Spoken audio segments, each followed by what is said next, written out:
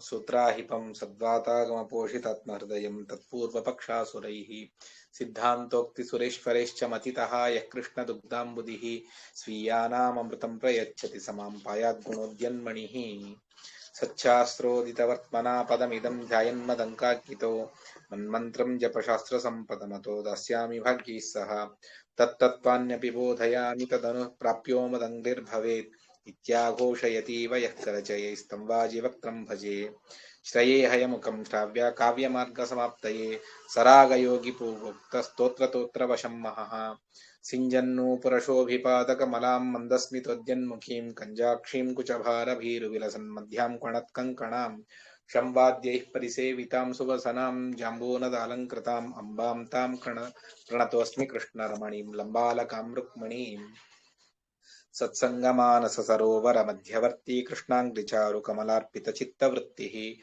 शास्त्रातिमञ्जुपदरञ्जितरम्य संसद् आस्माकदत् सरसिजेस्तु समद्वहंसः ताटङ्कद्वयशोभिकर्णयुगलं भ्राजद्दया वीक्षणं पूर्णेन्दुद्युतिविद्रुमाधर रुचा व्यामिश्च मन्दस्मितम् ईषत्कुञ्चितकुन्तलं सतिलकं नासोल्लसन्मौक्तिकं भूयात् कूर्मसदृक्षगण्डयुगलं वाणीमुखं श्रेयसे नमोस्तु तात्विका देवाः विष्णुभक्तिपरायणाः धर्ममार्गे प्रेरयन्तु भवन्तः सर्व एव हि चित्रैः पदैश्च गम्भीरैः वाक्यैर्मानैरखण्डितैः गुरुभावं व्यञ्जयन्ति भाति श्रीजयतीर्थवाक् कामधेनुर्यथा पूर्वं सर्वाभीष्टफलप्रदः तथा कलौ आदिराज श्रीपादोऽभीष्टदः सताम् सत्याभिनवजो वेदवेत्ता गुरुवर्पिता किलः सत्याधीशो वतमां निर्जिताशेषमायहुत सत्यधीरकराब्जोत्तः ज्ञानवैराग्यसागरः सत्यज्ञानाख्यतरणिः स्वान्तद्भान्तं निकृन्ततु विद्यायां विबुधाचार्यं वेदज्ञानाब्धिचिन्दिरं दुर्मतद्भान्तमार्ताण्डं सत्यध्यानमुनिं भजे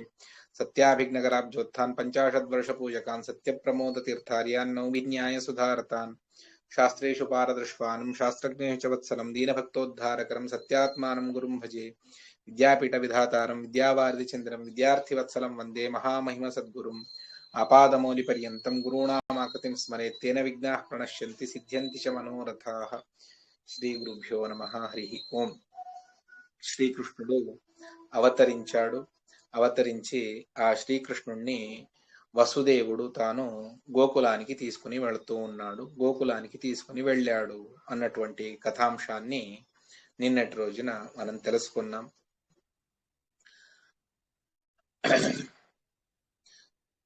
శ్రీ గురుభ్యో నమః విముక్తవర్గాధిపతిం పతిం శ్రీ శిశుం తమాలోక్య సులజ్జితేవ ఈశ దోషాంతర ఏవ గంతుం స్వయం గృహీతార్భకరమ్య రూప అదే సందర్భంలో అక్కడ దుర్గాదేవి కూడా అవతరించింది ఈ భగవంతుడు తాను ఎటువంటి వాడు అంటే విముక్త వర్గాధిపతిం ముక్త జనులకు అధిపతి అయినటువంటి వ్యక్తి అతడు ఇప్పుడు శిశు రూపంలో వచ్చాడు అంటే అది చూసి లక్ష్మీదేవి కూడా ఒక విధంగా లజ్జ అర్థాత్ సిగ్గుతో తాను ఉన్నది అందువల్ల నేను ఇక్కడ ఉండలేను అని చెప్పేసి ఆ రాత్రినే తాను అక్కడి నుండి బయలుదేరి వెళ్ళిపోతూ ఉన్నది అని ఉత్ప్రేక్ష చేస్తారు నిజంగా దుర్గాదేవి వెళ్ళిపోయిందా అంటే లేదు ఆ రూపంతో తన అక్కడి నుండి వెళ్ళింది తప్ప మనోజ్ఞమూర్త్యంతర తస్తదీయ విశాల వక్షస్థలమేత్య తృప్త మనోహరమైనటువంటి మరొక రూపంతో తాను ఎల్లప్పుడూ కూడా భగవంతుడి వక్షస్థలాన్ని ఆశ్రయించే ఉంటుంది లక్ష్మీదేవి అందువల్ల తాను భగవంతుడికి లక్ష్మీదేవికి ఎప్పుడూ వియోగం అన్నటువంటిది లేదు ఇదే మాటనే రామసీతా ప్రసంగంలో కూడా ఆచార్యుల వారు చెబుతారు తాత్పర్య నిర్ణయంలో సూర్యుడి నుండి సూర్యుడి కాంతిని ఏ విధంగా మనం వేరు చేయలేమో అదే విధంగా భగవంతుడిని లక్ష్మీదేవిని ఎవరూ కూడా వేరు చేయలేరు లోక దృష్టితో ఆ ప్రసంగానుసారంగా వారు వియోగాన్ని నటిస్తారు తప్ప వారికి సర్వథా వియోగం అన్నటువంటిది లేదు ముకుంద సేవార్హ ఫలం స్మ తావద్ వహన్నివాథాన కదందు విస్తాం శిశుస్వరూపాం కమలాం స్వహస్తే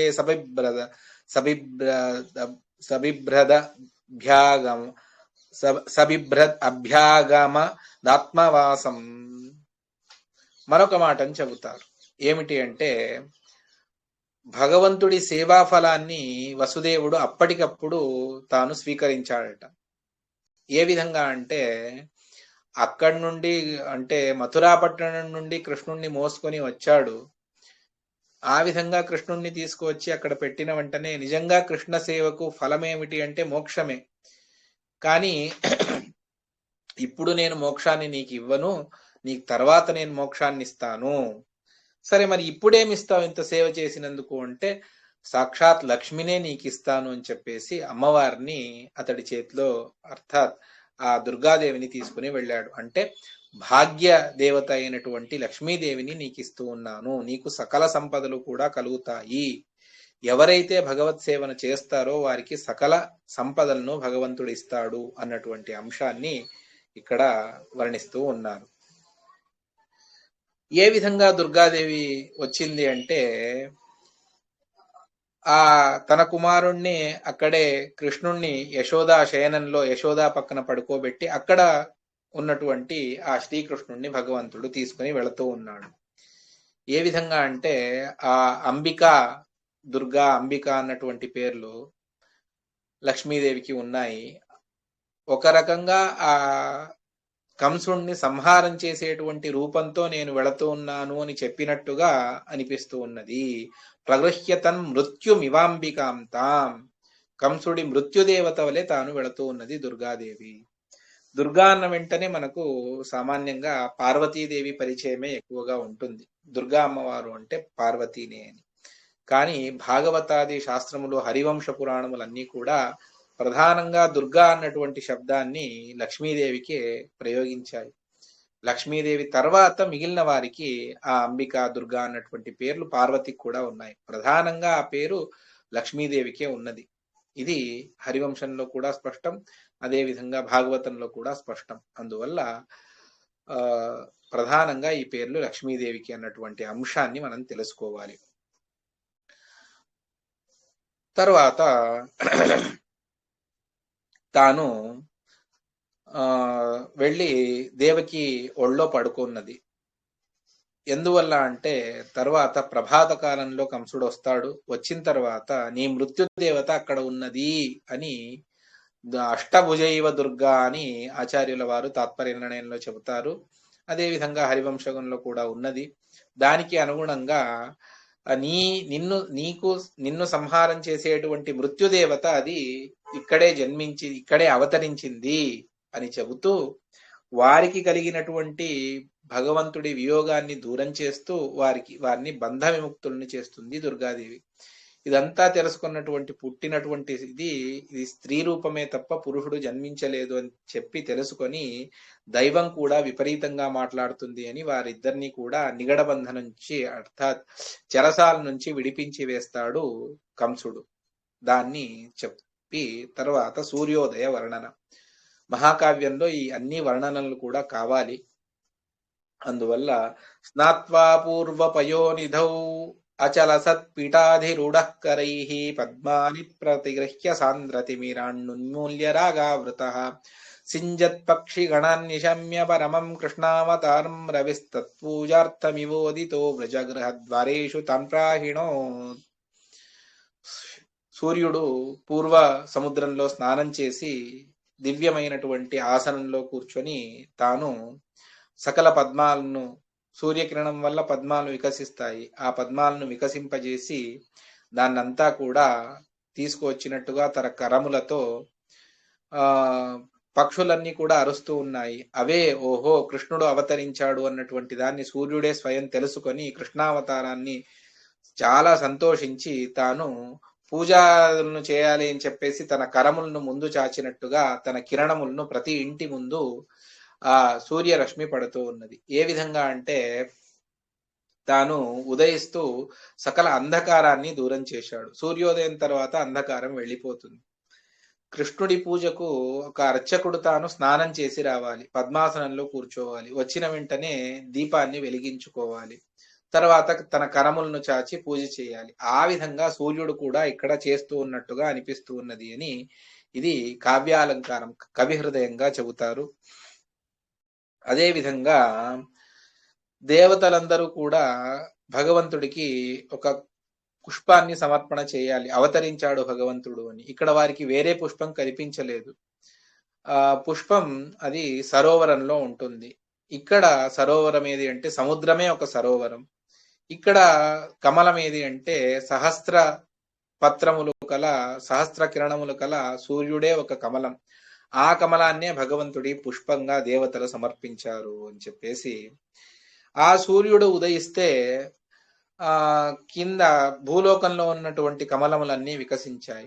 అదే శ్రీకృష్ణుడు యదువంశరత్నుడు తాను ఆ శ్రీకృష్ణుడు అనేటువంటి సూర్యుడు భూమి మీద ఉదయిస్తే దేవలోకంలో ఉన్నటువంటి దేవతా ముఖ కమలములన్నీ కూడా వికసించాయి అని ఉభయత, ఈ లౌకిక సూర్యుడు ఉదయిస్తే భూమి యందు కమలములు వికసించాయి, ఈ భూమి యందు శ్రీకృష్ణుడు అనేటువంటి సూర్యుడు ఉదయిస్తే దేవతల ముఖ కమలములన్నీ కూడా వికసించాయి అన్నటువంటి దాన్ని. తర్వాత అక్కడ వేరే వారు చెప్పవలసినటువంటి అవసరం లేదు. పక్షిగణములన్నీ కూడా అవి నానా విధంగా ధ్వనులు చేస్తూ కృష్ణావతారాన్ని సూచన చేస్తూ, ఇక దుష్ట జనులకు అవకాశం లేదు, శ్రీకృష్ణుడు వచ్చాడు, అందరినీ సంహారం చేస్తాడు అని చెప్పేసి వంది మాగదుల వలె అవన్నీ కూడా తాము కీర్తన చేస్తూ ఉన్నాయి అని చెప్పేసి అందరికీ కూడా చాలా సంతోషం కలిగింది. గోపికా స్త్రీలకు అందరికీ కూడా ఇప్పుడే కృష్ణుణ్ణి నేను వశం చేసుకోవాలి అని చెప్పేసి, ఎవరికీ వశం కానటువంటి భక్తపరాధీనుడైనటువంటి ఆ భగవంతుణ్ణి వశం చేసుకోవాలి అని చెప్పేసి వాళ్ళందరూ కూడా తాపత్రయపడుతూ ఉన్నారు. ఆ సందర్భంలో సహస్రశో గోగణముష్ణ దీప్తి సమర్పయామాస పదే మురారేహే సువర్ణభా సంవలితాశ్చ నందః స్వగోగణాన్ విప్రకులాయ దత్తాన్. సూర్యుడు తన సహస్ర కిరణములను భూమి మీద ప్రసరిస్తే ఇక్కడ నందుడు తాను వేల సంఖ్యలో గో గణములను అర్థాత్ ఆవులను బ్రాహ్మణులకు దానం చేస్తూ ఉన్నాడు. దాన్ని భాగవతం చెబుతుంది. ధేనూనాం నియుతే ప్రాదాత్ విప్రేభ్య సమలంకృతే.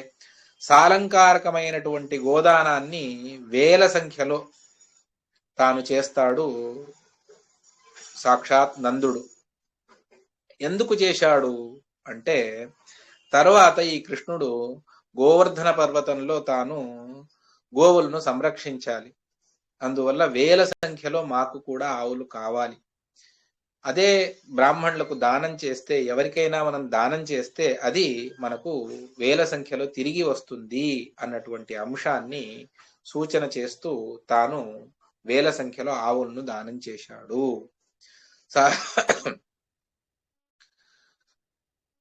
ఈ విధంగా దానం చేసి సరందగోప ప్రదదో ద్విజేభ్యో బహూని గోరూప ధనాని విష్ణోః తటేషు గోభిః సహ సంచరిష్ణుః సహస్రశస్తా ఇవ సాధయిష్యన్. మరొక ఉద్దేశం కూడా ఉన్నది. ఏమిటి అంటే, జన్మనే లేనటువంటి కృష్ణుడికి నేను తండ్రిని అని ఎవరైనా చెబితే అందరూ కూడా అపహాస్యం చేస్తారు నన్ను. ఆ విధంగా అపహాసం చేయడం వద్దు అని చెప్పేసి తాను ముందే వాళ్ళందరికీ కూడా దానం ఇచ్చేసి, మీరు అపహాసం చేయవద్దండి, నిజంగా నేను తండ్రిని మాత్రం కాదు అన్నటువంటి భావం అతడిలో ఉన్నది. తర్వాత అక్కడంతా కూడా మొత్తం ఆ వ్రజానికంతా కూడాను అద్భుతమైనటువంటి అలంకారాలను చేస్తూ వెళ్ళారు. ఎందుకు ఈ అలంకారాలన్నీ కూడా అంటే, భగవంతుడి ఉత్సవం. ఎవరింటి ముందైనా ఉత్సవం, దేవుడు రథంలో వస్తూ ఉన్నాడు అంటే ఆ ఇల్లు శుభ్రపరిచి అక్కడ ధ్వజ పతాకాదులన్నింటినీ కూడా తోరణాలను కట్టి రంగవల్లి వేసి ఇంటిని అలంకరిస్తాం. ఎందుకు అంటే ఇదంతా కూడా భగవంతుడి ఉత్సవం కొరకు మనం చేయాలి. అదే విధంగా కృష్ణుడు తర్వాత మా అందరి ఇళ్లకు వస్తాడు, ఏదో ఒక నెపంతో వస్తాడు, అందువల్ల ఇప్పుడే మనం సిద్ధం చేద్దాము అని చెప్పేసి ఆ గోపాలకులకు మహా సంభ్రమం. వాళ్ళందరూ కూడా ఆ విధంగా చేస్తూ ఉన్నారు. మరొకటి ఏమిటి అంటే, ఈ అందరూ కూడా తమ కర్తవ్య కర్మల్ని ఎందుకు చేస్తూ ఉన్నారు అనడానికి అద్భుతమైనటువంటి యొక్క యుక్తిని వాదిరాజస్వాముల వారు చెబుతారు. విధౌ ప్రశాంతేభ్యుదితే జనోయం అభుంక్త భోగాన్ పునరుష్ణభానో కరోతి ధర్మాశ్చకితస్తథా తత్ బిభేతి సర్వః పరుషాన్న శాంతాత్. సామాన్యంగా చంద్రోదయం అయిన తర్వాత అందరూ కూడా భోగాసక్తులై ఉండిపోతారు. రాత్రి అంతా కూడా భోగం, నిద్రాది భోగం, నానా విధమైనటువంటి భోగాలను చేస్తూ ఉంటారు. అదే సూర్యోదయం తర్వాత అందరూ కూడా తమ కర్తవ్య కర్మలను చేయడానికి ఇష్టపడతారు. ఎందుకు అంటే ప్రఖరమైనటువంటి వ్యక్తి ఉంటేనే అందరూ కూడా మాట వింటారు. అదే శాంత స్వభావులైతే వారి మాటను ఎవరూ వినరు. చంద్రుడు శాంత స్వభావుడు, అందువల్ల అందరూ కూడా కర్తవ్య కర్మలను మర్చిపోతారు, ఏది చెయ్యరు రాత్రి సామాన్యంగా. అదే సూర్యుడు తాను ప్రఖర తీక్ష్ణంగా ఉంటాడు. ఓహో, సూర్యుడు మనల్ని శాసిస్తాడు అన్నటువంటి భయంతో అయినా అందరూ కూడా కర్తవ్య కర్మలను చేస్తారు. ఇప్పుడు అందరూ కూడా గోపాలకులందరూ కూడా తమ కర్తవ్య కర్మలను చేస్తూ ఉన్నారు, కృష్ణుడి ఉత్సవాన్ని చేస్తూ ఉన్నారు. ఎందుకు అంటే సూర్యోదయం అయింది అని చెప్పేసి. తరువాత సూర్యుడు తాను పైకి వస్తూ ఉన్నాడు. అక్కడ కూడా ఒక అద్భుతమైనటువంటి యుక్తిని చెబుతారు. నభస్పృశన్నున్ముఖదీప్త్య వృందైః అసౌ క్రమేణోర్ధ్వమియాయ భస్వాన్ తథా హి తద్విష్ణుపదానుషక్తః కరం కథం నోర్ధ్వముపైతి లోకః. ఆకాశానికి సంస్కృతంలో విష్ణుపదము అని చెబుతారు.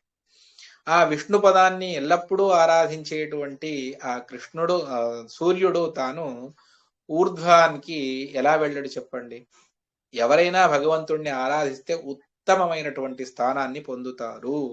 అదేవిధంగా సూర్యుడు కూడా ఉదయించేటప్పుడు దూరంగా ఉంటాడు, మధ్యాహ్న సమయానికి చాలా ఉన్నత స్థానానికి తాను చేరుకుంటాడు.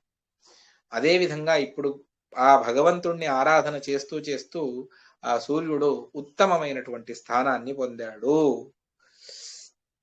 సూర్యుడు 10-12 గంటలప్పుడు చాలా తీక్ష్ణంగా ఉంటాడు. ఎందుకు అంటే దానికి కూడా ఒక కారణాన్ని చెబుతారు. ఈ శ్రీకృష్ణుడు చంద్రుడి వంశంలో వచ్చాడు. సోమాన్వయే జాతం ఇనో నిరీక్ష రామానుజం మన్యు వివాదధానః. ఓహో, నా వంశంలో శ్రీరామచంద్రుడు వచ్చాడు, అదే చంద్రుడి వంశంలో కృష్ణుడు వచ్చాడు అని చెప్పేసి సూర్యుడికి కోపం వచ్చింది. అందువల్ల చాలా కోపంతో మండిపోతూ ఉన్నాడు. లోకంలో ఇలా ఉంటుంది అంటే తన సోదరుల ఉన్నతి కూడా కొంతమంది సహించరు. ఇది కవి హృదయం మాత్రమే. సూర్యుడికి చంద్రుడికి విరోధం అన్నటువంటిది లేదు, వాళ్ళు దేవతలే. కవి హృదయంగా చెప్తూ ఉన్నారు కాబట్టి తీసుకోవడానికి సమస్య లేదు. రాగం పరిత్యజ్య బభూవ తీక్ష్ణః శ్రేయోనుజస్యాపి నవై సహంతే. తన తమ్ముడి యొక్క ఉన్నతిని కూడా కొంతమంది లోకంలో సహించరు అని అనిపిస్తూ ఉన్నది. కానీ అదే అంత ప్రఖరంగా సూర్యుడు ఉన్నప్పుడు ఏ చెట్టు కిందనో ఎక్కడైనా ఉంటే వారికి సూర్యుడు తాపాన్ని చెయ్యడు. నీడ ఉంది అని అందరూ చెట్టు కింద వెళతారు. అటువంటి వారిని ఎందుకు హింసించడు సూర్యుడు అంటే, ఎవరైనా భార్య బంధువుల మీద ప్రేమ ఎక్కువ, వినకపోతే భార్య ఇక సామాన్యంగా ఉండదు అని చెప్పేసి. ఇక్కడేంటి కారణము అంటే ఆ నీడను ఛాయ అని పిలుస్తారు. ఛాయ సూర్యపత్ని. అందువల్ల ఎవరైనా ఆ ఛాయా సంపర్కంలో వెళితే ఓహో, నా పత్ని సంబంధికులు వీళ్ళు అని చెప్పేసి వారికి సూర్యుడు ఏమీ చేయడట. ఇది కూడా కవి హృదయమే. గోకులంలో ఎందుకు భగవంతుడు అవతరించాడు అంటే, గోరూపంతో భూమి తన్ను ప్రార్థన చేయడానికి వచ్చింది. అందువల్ల వారే తాను భూమిని సంరక్షిస్తాను అని సూచించడానికి భగవంతుడు గోపాలకుడిగా గోకులంలో వచ్చాడు. తర్వాత అతడికి జాతకర్మను చేశారు. జాతకర్మను చేసి అది షోడశ కర్మల్లో ఒకటి, బ్రాహ్మణులు పిలిపించి తాను చేయించాడు. తర్వాత కృష్ణుడు స్తన్యపానాన్ని చేస్తాడు అని. ఎందుకు అంటే దానికి కూడా చాలా అద్భుతమైనటువంటి కారణాలను చెబుతారు. యశోదకు సంతోషం చేకూర్చాలి అన్నటువంటిది ప్రధాన కారణం. ఈ లౌకికమైనటువంటి ద్వారా నాకు ఏ విధమైనటువంటి తృప్తి లేదు, అది ఉన్నా లేకపోయినా నేను ఆనంద పరిపూర్ణుణ్ణే అని సూచన చేస్తూ, సరే ఆమెకు పుణ్యాన్ని ఇవ్వాలి. బహూని పుణ్యాన్ని సనందపత్న్యాః హృదిస్థిరీకర్తుం ఉరోజ దుగ్ధం పపౌ. ఆమెకు పుణ్యరాశిని ఇవ్వాలి అని చెప్పేసి భగవంతుడు స్తన్యపానాన్ని చేసిందే తప్ప వేరే కారణం లేదు.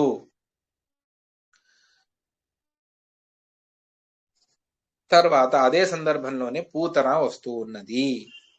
ఆ పూతనను భగవంతుడు సంహారం చేస్తాడు. ప్రసిద్ధమైనటువంటి కథ. ఇందులో అనేకమైనటువంటి తత్వాలను బోధిస్తారు వాదిరాజ శ్రీచరణుల వారు. వారి యొక్క అద్భుతమైనటువంటి ప్రమేయ సంగ్రహం, సర్వస్వం, మహానుభావులు, వారి గురించి ఎంత చెప్పినా తక్కువే. ఇక్కడి నుండి ప్రారంభిస్తూ చెబుతారు. క్రమంగా ఎంత సాధ్యమవుతుందో అంత తత్వ ప్రధానంగానే తెలుసుకోవాలి ఇటువంటి విషయాలను. ఆ విధంగానే తెలుసుకుందాం. తతః కదాచిత్ పతిపూతనాఖ్యా స్వమాయయా రూపమవాప్య రమ్యం తమంకమారోప్య విషానుషక్త కుచం ముదాపాయేదంబుజాక్షం. ఒకసారి పూతన తాను వచ్చింది. పూతన ఎవరో కాదు, తాటక అనే పూతనగా, రామాయణ కాలంలో ఎవరైతే తాటగా ఉన్నదో ఆమెనే ఇప్పుడు పూతనగా అవతరించింది, పూతనగా జన్మించింది. పూతన యందు ఊర్వశి అప్సరా స్త్రీ యొక్క ఇద్దరూ కలిసి ఒకే దేహంలో ఉన్నారు. కారణం ఏమిటి అన్నటువంటి దాన్ని కూడా చెబుతారు. అన్నిటినీ క్రమంగా తెలుసుకుంటూ వెళదాం. ఆ పూతన వచ్చి తాను ఆ శిశువుకు స్తన్యాన్ని ఇవ్వాలి అని చెప్పేసి తాను ఆలోచన చేసి తీసుకుంటుంది. అలా ఎలా ఇస్తుంది యశోద అంటే, ఆమె రూపం ఎవరినైనా కూడా మోహపరుస్తుంది. ఊర్వశిలాగా ఉన్నది. ఎందుకంటే లోపల ఊర్వశి ఉన్నది, అందువల్ల మహా అప్సరా స్త్రీ వలె కనిపిస్తూ ఉన్నది. బయట రూపం అలా ఉన్నది, లోపల మాత్రం పరిపూర్ణమైనటువంటి ద్వేషం. ఎందువల్ల అంటే కారణాన్ని భాగవతం మనకు చెప్పింది. ఏమిటి అంటే, కృష్ణుడు అవతరించాడు, నీ మృత్యు అవతరించింది అని దుర్గాదేవి చెప్పి అంతర్ధానం అవుతుంది. శిశు రూపంగానే ఉంటుంది, కంసుడికి మాత్రం కనిపించదు. ఆ సందర్భంలో కంసుడు ఆలోచన చేస్తాడు. తన దుష్ట పరివారాన్ని అంతా కూడా పిలిచి, ఈ విధంగా జరిగింది, ఏం చేద్దాం అంటే, ఎక్కడున్నాడో వెతుకుదాం. అలా ఎలా తెలుస్తుంది అంటే, సరే 10-15 రోజుల్లో ఒక నెల వరకు జన్మించిన పుట్టినటువంటి సకల శిశువులను సంహారం చేద్దాము అని సంకల్పం చేసుకొని, ఒక్కొక్కరు మీరు సర్వత్ర రాజ్యంలో ప్రతి చోట సంచరించి ఆ శిశువులను సంహారం చేస్తూ వెళ్ళండి అని ఆదేశించాడు. ఆ ఆదేశాన్ని స్వీకరించి ఈ పూతన వస్తూ ఉన్నది. పూతన కంసుణ్ణి సంరక్షించినటువంటి తల్లి, జన్మనిచ్చినటువంటి తల్లి కాదు, సంరక్షించినటువంటి తల్లి. అందువల్ల తాను వస్తూ ఉన్నది.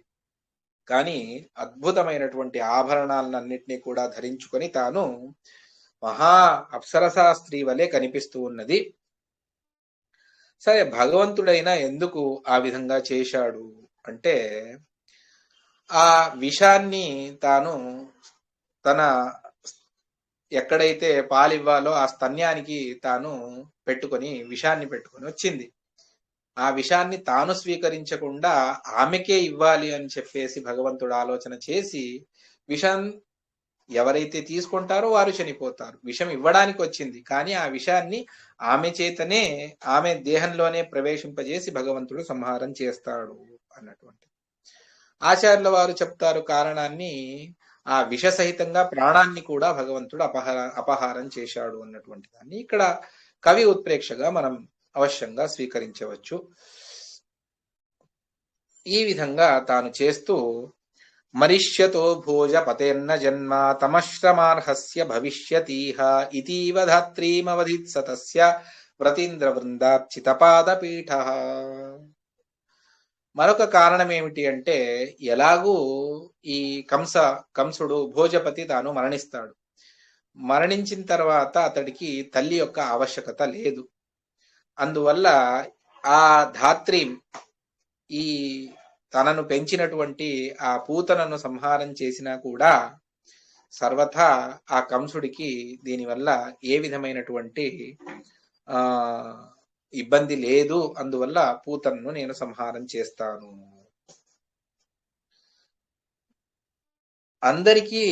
పిల్లలకందరికీ విషాన్ని ఇచ్చి సంహారం చేయాలి అన్నటువంటి దుష్ట బుద్ధితో తాను వచ్చింది.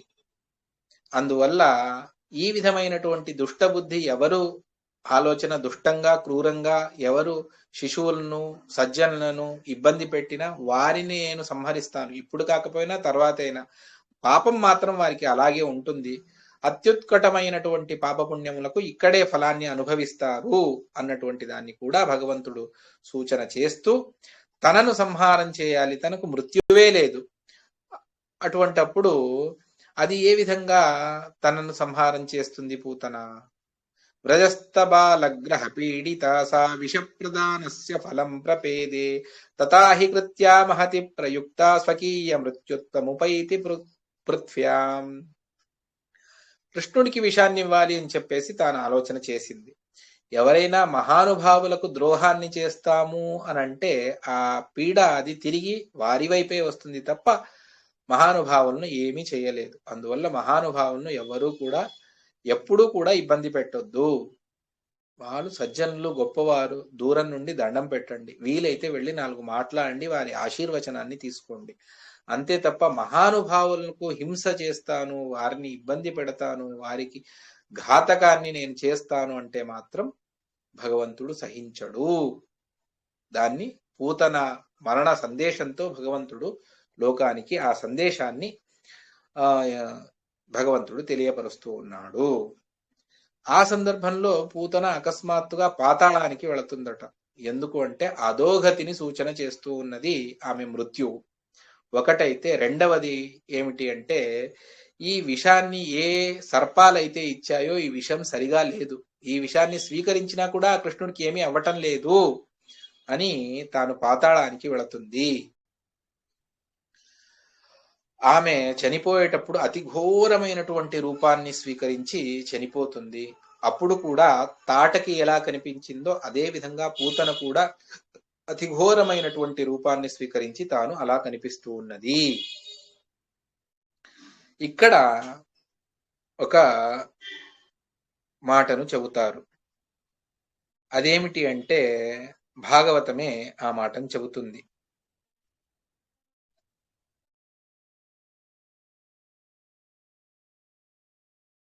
ఈ విధంగా కృష్ణుడి సంపర్కం ద్వారా పూతన తాను స్వర్గానికి వెళ్ళింది అన్నటువంటి మాట భాగవతంలో స్పష్టంగా వస్తుంది.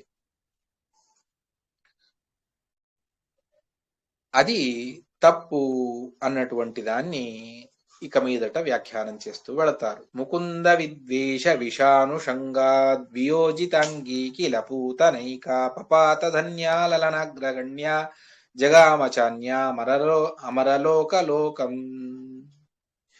భగవంతుణ్ణి ద్వేషించేటువంటి ఆ పూతన తాను అధోలోకానికి అర్థాత్ తాను తమస్సుకే వెళ్ళింది.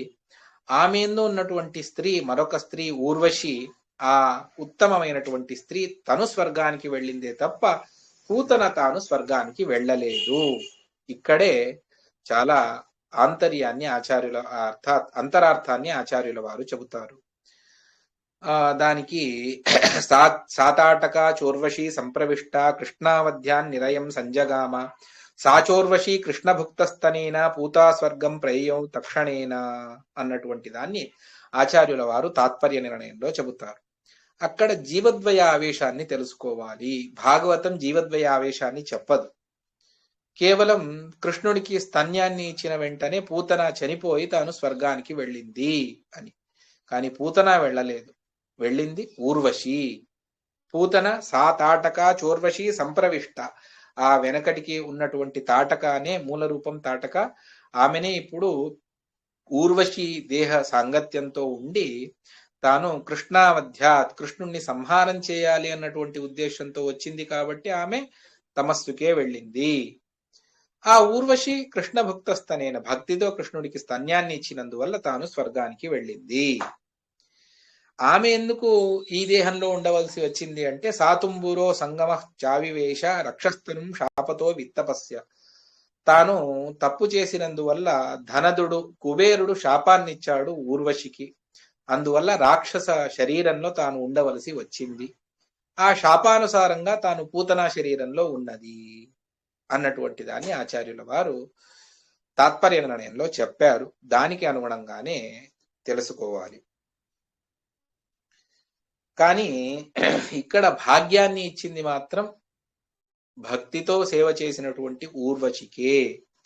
యది ప్రభుర్విద్విషతోపి శౌరి ప్రసాదకృత్తరిహి కుతస్సురారీన్ విజిత్య భక్తాయ తదీయ భాగ్యం ప్రయచ్చతి స్మైరమిహావతీర్య. ఒకవేళ భగవంతుడు తనను ద్వేషించిన వారికి కూడా ఉత్తమమైనటువంటి అనుగ్రహాన్ని చేస్తాడు అనంటే అప్పుడు భగవంతుడు భూమి మీద వచ్చి వాళ్ళను సంహారం చేయాలి ఎందుకు చెప్పండి?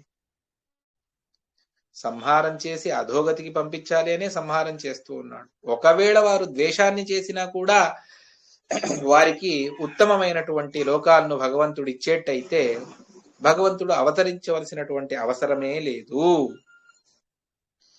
కృష్ణుడి స్పర్శ కలిగినంత మాత్రం చేత వారికి సద్గతి కలిగింది అన్నటువంటిది కొందరు మహానుభావులు చెప్పేటువంటి మాట. అది కూడా సరికాదు అని అంటారు వాదిరాజుల వారు, వాదిరాజ శ్రీచరణుల వారు. కృష్ణుడి సంపర్కం అయితే చాలు, అంత మాత్రం చేత ముక్తి లభిస్తుంది అన్నటువంటిది కొంతమంది వాదన.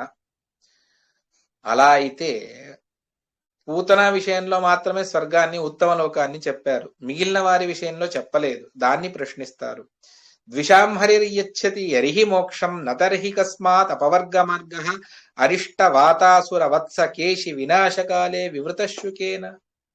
ఒకవేళ కృష్ణుడి సంపర్క మాత్రం చేత కృష్ణుడి ద్వేషాన్ని చేసినా కూడా వారికి ఉత్తమమైనటువంటి గతి కలుగుతుంది అంటే అరిష్టాసుర విషయంలో, వాతాసుర విషయంలో, వత్సాసుర విషయంలో, కేశి విషయంలో, ప్రలంబాసుర మొదలైన అందరి విషయంలో కూడా మరి శుకాచార్యుల వారు ముక్తిని ఎందుకు చెప్పలేదు? వారి ఏ ప్రసంగంలోనూ శుకాచార్యుల వారు భాగవతంలో ముక్తిని చెప్పలేదు. కేవలం పూతనా విషయంలో మాత్రమే చెప్పారు. వీళ్ళందరూ కూడా కృష్ణుడిని పట్టుకుని వెళ్ళారు, కృష్ణుడి చేతితో దెబ్బతినే చనిపోయారు. మరి కృష్ణుడి సంపర్కం వీరికి కూడా కలిగింది కదా, మరి వీరి ప్రసంగంలో ఎందుకు శుకాచార్యుల వారు చెప్పలేదు? అందువల్ల ద్వేషంతో ముక్తి అన్నటువంటిది సర్వథా అది ఆమోదం కాదు.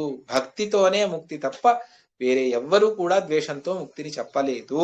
అందువల్ల ద్వేషంతో ముక్తి అన్నటువంటి లోకరీతి ఏదైతే ఉన్నదో కొంతమంది జనులు చెప్పేటువంటిది అది తప్పు. అయ్యేటైతే ద్వేషాన్ని అందరూ చేస్తారు. భక్తి చేయడానికి ఇంకా కష్టం, ద్వేషాన్ని సులభంగా చేస్తారు. అటువంటి వారికి అందరికీ కూడా ముక్తి కావాలి, కానీ ఎవరికి అవ్వదు. అందువల్ల ద్వేషం చేయవద్దు. పతంత్యధోనాదృత కృష్ణ పాదానచేద్యమస్యాలయమిష్యసి త్వం సనైర్ృతం ధామ జగామ దైత్యా ఇతీరిత దుర్గతిరేవ తేషాం. శ్రీకృష్ణుడి పాదార విందముల యందు భక్తి లేకపోతే నీవు యమలోకానికి వెళతావు, నీవు అసురలోకానికి వెళతావు అని స్పష్టంగా భాగవతమే దశమ స్కందంలో చెప్తూ ఉన్నది. ఎన్యేర విందాక్ష విముక్తమాని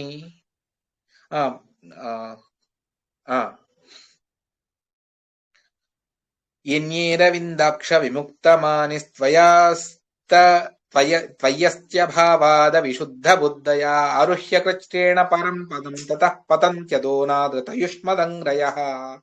పతంత్యదో అనాదృతయుష్మదంగ్రయః, నీ యొక్క పాదములను తిరస్కరించినటువంటి వారు పతంతి అధః, కింద పడిపోతారు, వారు అంధం తమస్సుకే వెళతారు అన్నటువంటి దాన్ని. అదే విధంగా యమస్య ఆలయమేష్యసిత్వం అన్నటువంటి దాన్ని కూడా అదే యమసాధనం అని చెప్పేసి భాగవతం చెబుతూ ఉన్నది. ఈ విధంగా ఎవరెవరు ద్వేషాన్ని చేస్తారో వారందరికీ కూడా అధోగతినే తప్ప ఉత్తమమైనటువంటి గతి లేదు. విద్వేషమూలస్మరణేన తుష్టిరిత్యప్యవద్యం న జహాతి పక్షః హింసార్థమాలింగయతస్తరక్షోః కిం చేష్టయా తుష్యతి కామధేనుః. విద్వేషమూలకంగా తుష్టి కలుగుతుంది. విద్వేషమూలకంగా ఎవరికైనా సంతోషం కలుగుతుందా లోకంలో చెప్పండి? వారు నన్ను ద్వేషిస్తున్నారు అంటే వారిని నేను ప్రేమిస్తానా? అటువంటిది భగవంతుడు, అతడు భగవంతుడు అండి, భగవంతుడైనా కూడా తనను ద్వేషిస్తే వారిని శిక్షిస్తాడే తప్ప వారికి ఉత్తమమైనటువంటి గతిని భగవంతుడు సర్వథా ప్రసాదించడు. ఇప్పుడు దానికి ఒక దృష్టాంతాన్ని చెబుతారు. కామధేను ఉన్నది, అది పులి ఆవును తింటుంది, చంపేస్తుంది. అటువంటిది పులి వచ్చి నాకు నీ మీద ప్రేమ కలిగింది, నేను ఆలింగనం చేసుకుంటాను అన్నంత మాత్రం చేత ఆవుకు పులి మీద ప్రేమ కలుగుతుందా? సర్వథా లేదు, కలగదు. అందువల్ల ద్వేషం వల్ల ఎవరికి కూడా ఏ విధమైనటువంటి ఉన్నతి లేదు. అదేవిధంగా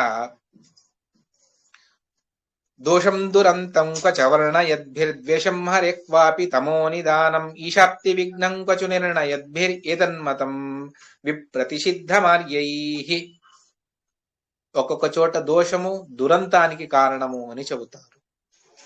అదేవిధంగా శ్రీకృష్ణుడి యొక్క ద్వేషము తమస్సుకు కారణము అని చెబుతారు. ముఖ్యంగా తమస్సుకు కారణం ఏమిటి అంటే భగవద్వేషమే తమస్సుకు కారణం. భగవంతుడి అన్యథాజ్ఞానమే తమస్సుకు కారణం. అందువల్ల భగవద్వేషాన్ని, భగవంతుడిని విపరీతంగా తెలుసుకోవడం అయినంత దానికి దూరంగా ఉండాలి.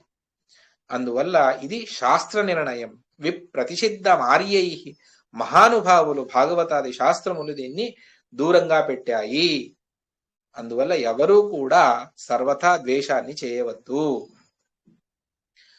కేవలం ఇది భాగవతాది శాస్త్రములే కాదు, సకల దార్శనికులు కూడా ద్వేషం ద్వారా ముక్తి అని చెప్పలేదు. ఎవరో అజ్ఞజనులు కొంతమంది చెప్పారు తప్ప, అందరూ జ్ఞానం ద్వారానే ముక్తిని చెప్పారు తప్ప ద్వేషం ద్వారా ముక్తిని ఎవరూ చెప్పలేదు.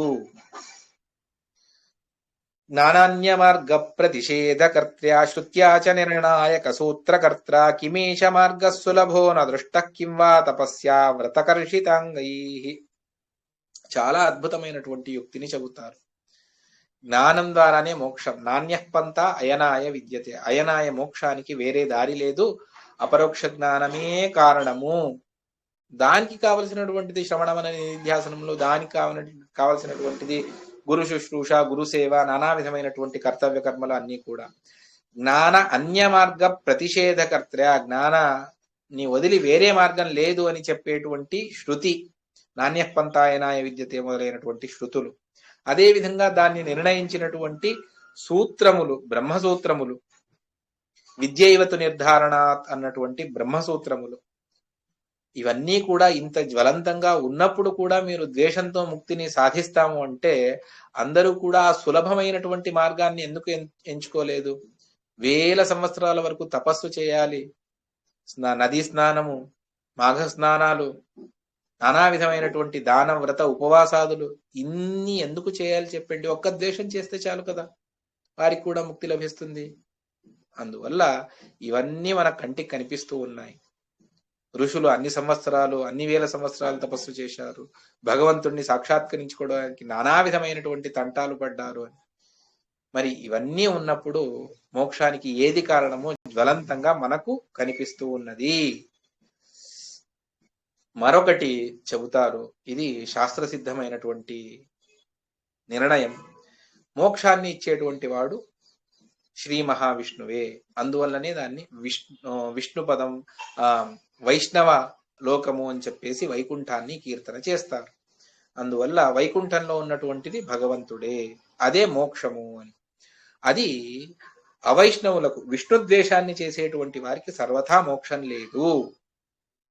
మోక్షం అంటే స్వస్వరూప ఆనంద ఆవిర్భావమే మోక్షము, అంతే తప్ప బ్రహ్మాత్మైక్యము ఇది మోక్షం కాదు, సర్వథా కాదు బ్రహ్మాత్మైక్యము.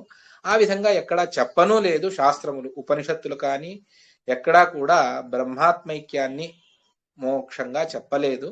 కింటు దానికి వ్యతిరిక్తంగా భగవంతుణ్ణి చేరుకోవడమే మోక్షము, ముక్తి అని చెప్తారు. అవైష్ణవానాం యతనైర్నమోక్ష పతంత్యధస్తామస వృత్తయస్తే. అవైష్ణవులకు, విష్ణుద్వేషాన్ని చేసేటువంటి వారికి సర్వథా మోక్షం అన్నటువంటిది లేదు, వారు కింద పడిపోతారు. ఏతత్ సమానార్థక భారతోక్తి వ్రాతామతం తన్నమతం శుకస్య. దీనికి ఉపోద్బలకంగా మహాభారతమే స్పష్టంగా చెబుతూ ఉన్నది. అందువల్లనే శుకాచార్యుల వారు కూడా దాన్నే అంగీకరించారు భాగవతంలో. భవేద్య మోక్షో నియతం సురాణం నైవాసురాణం చ కథంచన స్యాత్. మోక్షం భగవంతుణ్ణి ఆరాధించినటువంటి భక్తులకు కలుగుతుందే తప్ప సర్వథా భగవద్వేషులకు సర్వథా కలగదు. ఎంత విచిత్రము అంటే కైముత్యంగా కూడా ఇదే తత్వాన్ని చెబుతారు. నిందాముకుందస్య సకృన్నిశమ్య మందః పతేత్ కిం పునరచ్యుతం తం నిందన్నితి హ్యాలపతః శుకస్య కిం దేశతో ముక్తిరితి స్మ హృద్యం. భగవంతుణ్ణి నింద చేస్తే దాన్ని వింటేనే మనకు అధఃపతనము అని శుకాచార్యుల వారు భాగవతంలో చెబుతారు. మరి అటువంటిది ఆ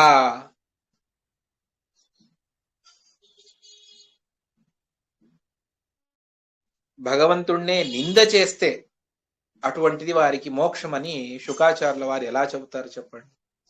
భగవంతుణ్ణి నింద చేస్తే మనం దాన్ని వింటేనే మనకు పాపం. విన్నవాడికే పాపం అంటే నిందించిన వాడికి ఇంకెంత పాపం ఉంటుంది. అందువల్ల భగవద్వేషం ద్వారా సర్వథా మోక్షం అన్నటువంటిది లేదు. మరి ద్వేషాన్ని చేసేటువంటి వారికి ముక్తి అని చెబుతారు కదా, దాని అర్థమైనా ఏమిటి? భాగవతం చెప్పిందైనా ఎందుకు? ఇంతవరకు ద్వేషం వల్ల మోక్షం లేదు అని మీరు సాంగంగా చెప్పారు. అనేక యుక్తి సిద్ధమైనటువంటిది, శాస్త్ర సిద్ధమైనటువంటిది, చాలా సంతోషం. మరి ఆ ద్వేషులకు మోక్షం అన్నటువంటి దానికి అర్థం ఏమిటి? అపబ్రువన్నితి సనాతన వేద వాక్యాత్ కింవక్తృత్ జడజలస్య తథా శుకోక్తో కంసాది మోక్ష వచనస్యాపి యుక్తియుక్తం అనంతరోదిత మనోమత మధురార్థ భాంజీ. ఇప్పుడు శాస్త్రంలో కొన్ని మాటలు వస్తాయి, ఇది అనివార్యం. అందువల్ల కథ ముందుకు వెళ్ళకపోయినా ఇది అనివార్యంగా తెలుసుకోవలసినటువంటి అంశం. ఇప్పుడు వేదములు చెబుతాయి ఆపో బ్రువన్ మృదబ్రవీత్ అని. మన్ను మాట్లాడింది, నీళ్లు మాట్లాడాయి. ఎవరైనా కాస్త ఆలోచన చేసేటువంటి వ్యక్తి అరే మన్ను ఎలా మాట్లాడుతుందిరా, అది జడమైనటువంటిది, మృత్ నవక్త్రి జడత్వాత్ అని ఈ అనుమాన విరోధం కలుగుతుంది. అదే విధంగా నీళ్లు మాట్లాడాయి అంటే నీళ్లు ఎలా మాట్లాడతాయి, నీళ్లు మాట్లాడలేవు కదా. కానీ వేదంలో ఇటువంటి మాటలు ఉన్నాయి. మరి ఆ వాక్యములకు అర్థం ఏమిటి అంటే అక్కడ అర్థాంతరాన్ని తెలుసుకోవాలి. అదేమిటి అంటే దీన్ని అభిమాన్యధికరణము అని చెప్పేసి ద్వితీయాధ్యాయంలో ఒక అధికరణం వస్తుంది. ఓం అభిమాని వ్యపదేశస్తు విశేషానుగతిభ్యాం అని చెప్తారు ఆచార్యుల సూత్రకారులే చెబుతారు, వేదవ్యాసుల వారు. అంటే ఒక్కొక్క పదార్థానికి ఒక్కొక్క అభిమాని దేవతలు ఉన్నారు. భూమికి ధరాదేవి, నీటికి వరుణుడు అని. ఆపోబ్రువన్ అంటే నీళ్లు మాట్లాడాయని కాదు, నీళ్లలో ఉన్నటువంటి నీళ్లకు అభిమాని అయినటువంటి వరుణదేవుడు మాట్లాడాడు. అందువల్లనే సముద్రం దగ్గర భగవంతుడు శ్రీరామచంద్రుడు వెళ్ళినప్పుడు అప్పుడు దారి ఇవ్వకపోతే భగవంతుడు తన ధనుర్బాణాలను తీసుకున్నప్పుడు వరుణుడు వచ్చాడు. ఎందుకు వరుణుడు వచ్చాడు? వరుణుడికి ఆ రామేశ్వర శ్రీలంక మధ్యలో ఏదైనా ఇల్లు కట్టుకున్నాడు అంటే కాదు, సముద్రాధిపతి వరుణుడు. ఎందుకు అంటే నీళ్లకు అధిపతి వరుణుడు. అందువల్ల వరుణుడు సపర్య పూజా సామగ్రిని తీసుకొచ్చి శ్రీరామచంద్రుడిని పూజ చేశాడు అని. ఆ విధంగా నీటికి అభిమాని దేవత వరుణుడు. అందువల్ల వరుణుడు మాట్లాడాడు అని అర్థమే కాని సర్వథా నీళ్లు మాట్లాడింది అని కాదు. అందువల్ల ఇక్కడ కూడా కంస పూతన మొదలైనటువంటి వారికి సద్గతి కలిగింది అంటే వాళ్లలో ఉన్నటువంటి కంసుడిలో ఉన్నటువంటి భృగు ఋషికి, అదే విధంగా పూతనలో ఉన్నటువంటి ఊర్వశికి సద్గతి కలిగిందే తప్ప ఆ ద్వేషించినటువంటి వారికి సద్గతి కలగలేదు అన్నటువంటి దాన్ని మనం తెలుసుకోవాలి. యథాగ్రహావిష్ట కలేవరేద్వౌ కృతాభిమానో ఇహ చిత్తనౌస్తః తథైవ కంసాది శరీర సంస్థౌ శుభాశుభౌ ద్వౌ సుఖదుఃఖభాజౌ. ఏ విధంగా భూత సంచారం అయితే దేహంలో ఇద్దరు ఒకే దేహంలో ఉన్నప్పుడు ఒకరు ఒక విధంగా ప్రవర్తిస్తారు, మరొకరు మరొక విధంగా ప్రవర్తిస్తారు. అదే విధంగా ఈ కంసాది శరీరంలో కూడా జీవద్వయ ఆవేశాన్ని తెలుసుకోవాలి. అందువల్ల సుజీవులకు మాత్రమే మోక్షము. ఎవరు సజ్జనులో, ఎవరు భగవంతుణ్ణి భక్తితో ఆరాధిస్తారో వారికి మాత్రమే మోక్షము తప్ప అందరికీ మోక్షం అన్నటువంటిది శాస్త్రములు చెప్పలేదు. దాన్ని ఆచార్యుల వారు అనేక సందర్భాల్లో మధ్వాచార్యుల వారు చెబుతారు. అదే విధంగా సజ్జనులు ఎప్పుడు కూడా ద్వేషించలేరు భగవంతుణ్ణి. నచోగ్రశాపాద సురత్వమేషాం విహాయ దుష్టం కమపి స్వనిష్టం యతోభిక్షప్తేపి నృపే తదేతద్ అభూత్పురా కింకర దైత్యయోగా. వారు అసుర దేహంలో ఉన్నా కూడాను ఏదో శాపం వల్లనో ఏదో పూర్వ ప్రారంధం వల్లనో వారు అసుర దేహంలో ప్రవేశించినా కూడా వారికి అసురత్వం అన్నటువంటిది సంభవించదు. వారు కృష్ణుణ్ణి ద్వేషం చెయ్యరు, భగవంతుడి ద్వేషాన్ని చెయ్యరు అన్నటువంటిది. అదే ఏ విధంగా అంటే వెనుకటికి ఇక్ష్వాకు వంశంలో కల్మాషపాద అన్నటువంటి రాజు, అతడికి శాపం కలుగుతుంది.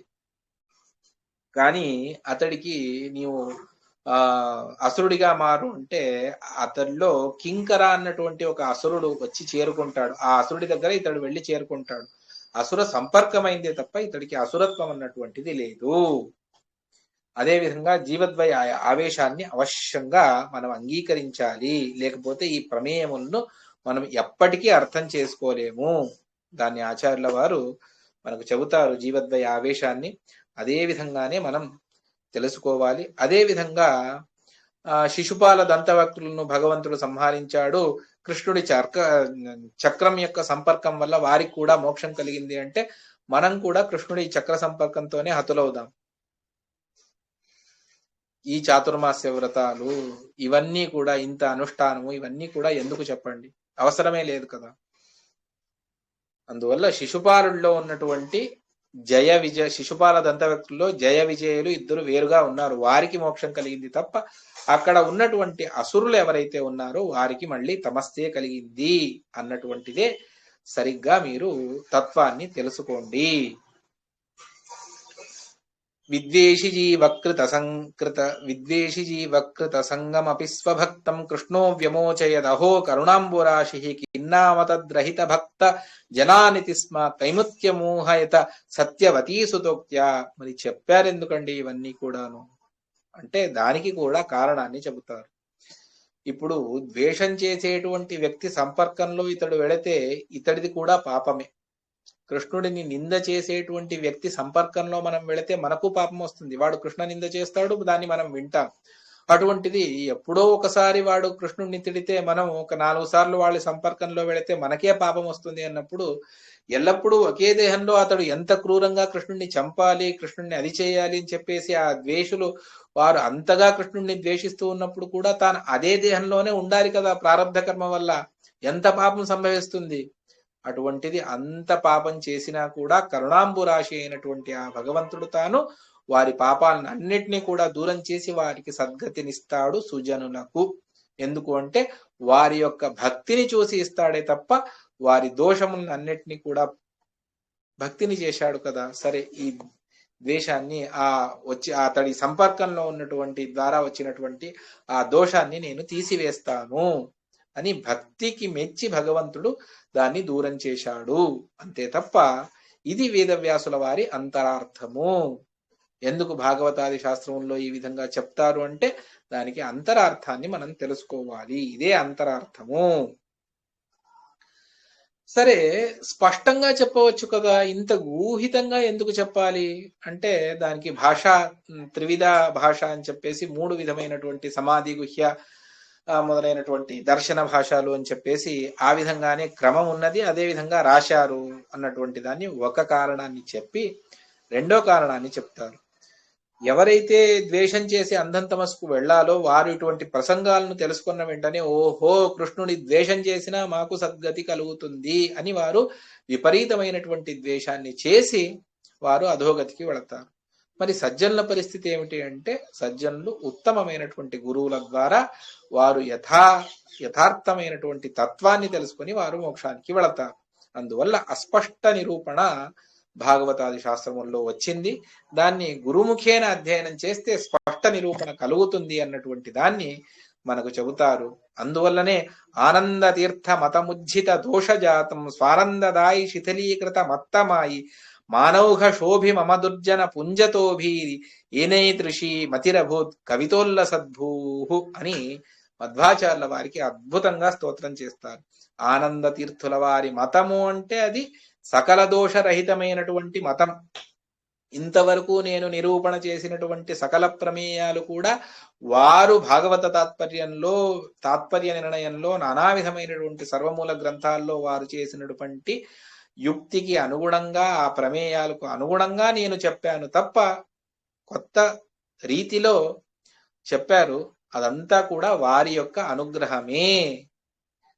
మానౌఘ శోభి, ప్రతి చోట ప్రమాణ రాశిని ఇచ్చి ఆచార్యుల వారు సమర్థన చేస్తారు. ఒక ప్రమాణం కాదు, అనేక ప్రమాణములను ఇచ్చి ఆచార్యుల వారు దాన్ని సరిచేస్తారు. నానా విధమైనటువంటి మనకు కలిగేటువంటి అనేక సందేహాలను నివృత్తి చేసేటువంటి వారు ఏకమేవ ఆచార్యులు, అది మధ్వాచార్యుల వారు. ఏనేదృషి మతిరభూత్, నాకు కూడా ఇటువంటి అద్భుతమైనటువంటి కావ్యశక్తి ఇదంతా కూడా కలిగింది అంటే వారి యొక్క అనుగ్రహమే. వాదిరాజస్వాముల వారు చెబుతారు, వాది మధ్వో యస్య రాజా. వాదిరాజా అంటే నేను వాదిరాజా అని కాదు, మధ్వాచార్యుల వారే నాకు రాజుగా ఉన్నారు. వాదిశ్రేష్ఠులైనటువంటి మధ్వాచార్యుల వారే రాజు, సర్వోత్తమ నాయకులు నాకు. అటువంటి నేను వాదిరాజుణ్ణి అని చెప్పుకుంటారు. ఇది వాదిరాజస్వాముల వారి భక్తి ఆచార్యుల వారి మీద. మిగిలిన ఏవి దొరికినా దొరక్కపోయినా చింత లేదు, కానీ ఆచార్యుల వారి శాస్త్ర సిద్ధాంతానికి అనుగుణంగా తత్వాన్ని మాత్రం తెలుసుకోవాలి. ఈ జన్మకైనా జన్మాంతరాలకైనా ఆ తత్వాన్ని సరిగ్గా అర్థం చేసుకునేటువంటి శక్తి మనకు కావాలి. అందువల్ల ఆచార్యుల వారినే శరణు వెళ్ళాలి, దాన్ని ఉపదేశించేటువంటి గురువులకే మనం శరణు వెళ్ళాలి, వేరే దారి లేదు. చూడండి ఎంత అద్భుతంగా ప్రమేయ నిరూపణ చేస్తారు. తర్వాత కృష్ణుడికి నిష్క్రమణ అన్నటువంటి ఒక క్రతువును నిర్వహిస్తారు. అది వారం 15 రోజులు, ఒక నెలలో ఇంటి బయట వెళ్ళి సూర్యరశ్మి మీద పడేట్టుగా చేస్తారు. అది ద్వాదశేహని కర్తవ్యం. శిశోర్ నిష్క్రమణం 12వ రోజు చేస్తారు. తృతీయే హి అర్ధమాసేవ, మాసాలు 15 రోజుల తర్వాత నెల తర్వాత అయినా ఈ విధంగా చేస్తారు. తర్వాత కృష్ణుడికి అందరూ కలిసి 12వ రోజు స్నానాదులను చేయించి అంటే ఆ కర్తవ్యాలన్నింటినీ కూడా పూర్ణం చేస్తూ ఉన్నారు. అది ఏ విధంగా ఉంటుంది అంటే, ఒక స్నానం చేసి దీక్షితుడవుతాడు యజ్ఞానికి కూర్చునేటువంటి వ్యక్తి. ఆ విధంగా కృష్ణుడికి స్నానం చేయించింది, అతడికి ఒక దీక్షాబంధనాన్ని చేయించినట్టుగా. ఏమిటా దీక్షాబంధనము అంటే, ఇదే దీక్షాబంధనం. ఏది అంటే, సకల దుర్జనులను నీవు సంహరించాలి అని చెప్పేసి నేను సంహరిస్తాను అని భగవంతుడు దీక్షితుడయ్యాడు. వారు దీక్షాబంధనాన్ని చేయించినట్టుగా అనిపిస్తూ ఉన్నది. అదే సందర్భంలోనే యదా సుహృత్ సంచయ మర్చయంతి సుతం న సస్మార ముదా యశోదా తదైవ మాయీ శకటాసురస్తం నిహంతు కామో అభిససార శూరః. ఆ రోజు ఏదో ఉత్సవం వాళ్ళ ఇంట్లో జరుగుతూ ఉన్నది, నందుడి ఇంట్లో. అందరూ బంధువులందరూ వచ్చారు, చాలా సంభ్రమం అంతా కూడా ఉన్నది. ఆ సందర్భంలో కృష్ణుడిని చూడకుండా ఒక ఎడ్ల బండి ఉన్నది, దాని కింద ఉయ్యాల్లాగా కట్టేసి అక్కడ పడుకోబెట్టింది. అక్కడ ఇంటి ఆవరణలోనే ఉన్నది. అందరూ కూడా వచ్చిపోయేవాళ్ళు, చాలా సంభ్రమంగా ఉన్నది. ఆ సందర్భంలో భగవంతుడు ఓహో రెండవ వాడు వచ్చాడు. ఫస్ట్ పూతన సంహారం తర్వాత ఈ శకటాసురుడు వచ్చాడు. ఈ శకటాసురుడిని చూసిన వెంటనే కృష్ణుడికి అనిపించిందట, ఎవరైనా పోయేటువంటి వ్యక్తి ఊరు వదిలిపోయేవాడు తన సంపదలను అన్నిటినీ కూడా తీసుకుని వెళతాడు.